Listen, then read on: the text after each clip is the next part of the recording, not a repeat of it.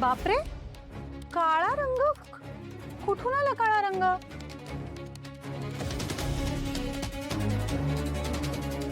काळा रंग तर मागवला सुद्धा नव्हता. आता असंच फिरू नका सगळीकडे, नाही तर लोक घाबरतील ना उगीच म्हणून. एक मिनिट.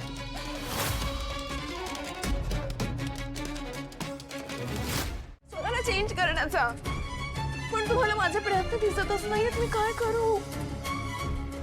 आई, मी खरंच सांगते, मी ना प्रत्येक वेळेला स्वतःला खूप समजावते. मी स्वतःला शांत ठेवण्याचा खूप प्रयत्न करत असते, पण तुम्ही आई खूप मला प्रोवोक करता.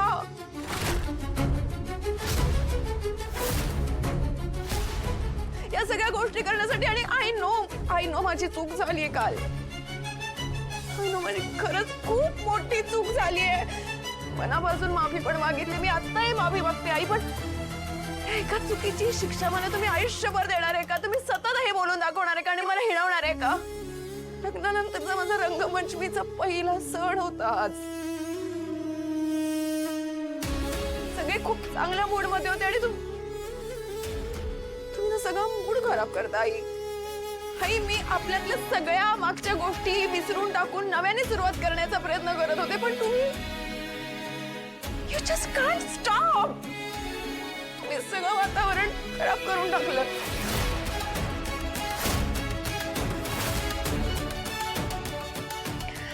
माझ्या होप्स संपल्यात सगळ्या. आय डोंट थिंक की तुमचं आणि माझं कधी पटू शकेल, या आयुष्यात कधी पटू शकेल. I have lost my hopes.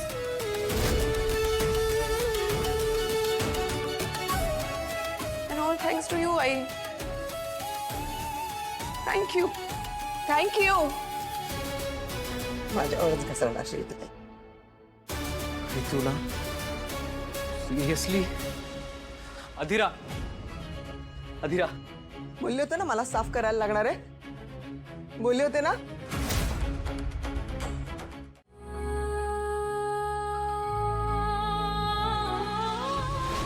होळीच्या हार्दिक शुभेच्छा.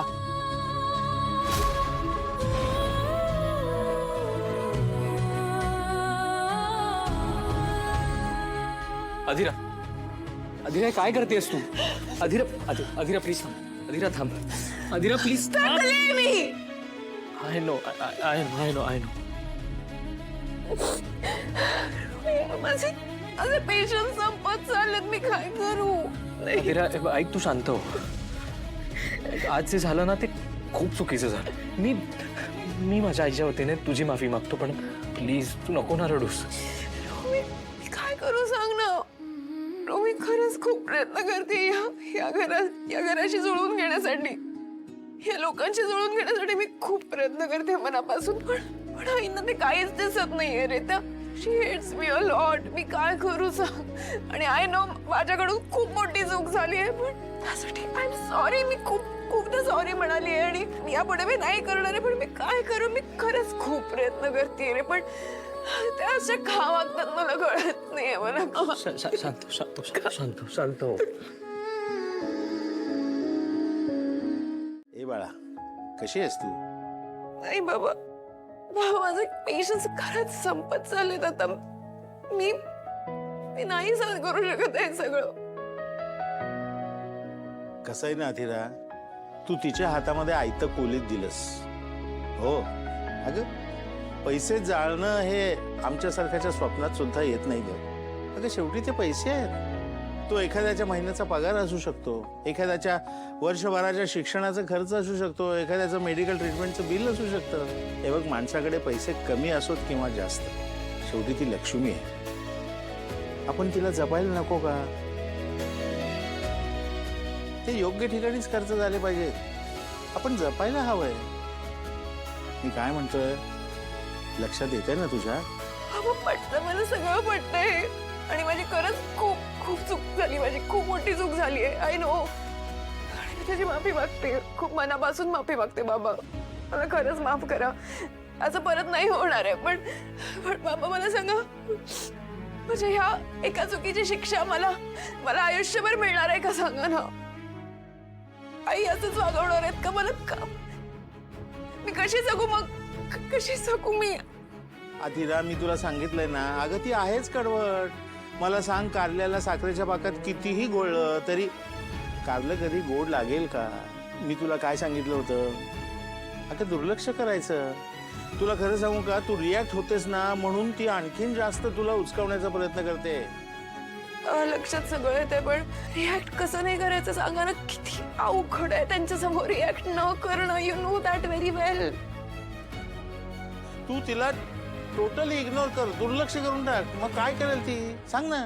मला मान्य आहे, कठीण आहे ते, पण अशक्य नाहीये ना. माझी सून ही कारल्यासारखी कडू नाहीये, ती बर्फीसारखी गोड आहे, गोड.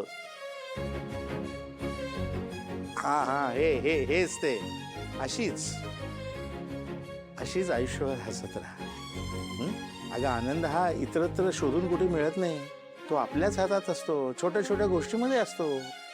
अरे यार अथिरा, मम्माचं एवढं वाईट नको वाटून घेऊ. It's okay. नको सांडू. चल पार्टी रेझ्युम करूया आपली. ही अशी अरे इट्स ओके. एवढं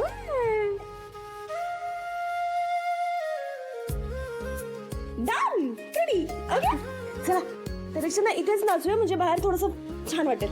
ओके कम ऑन.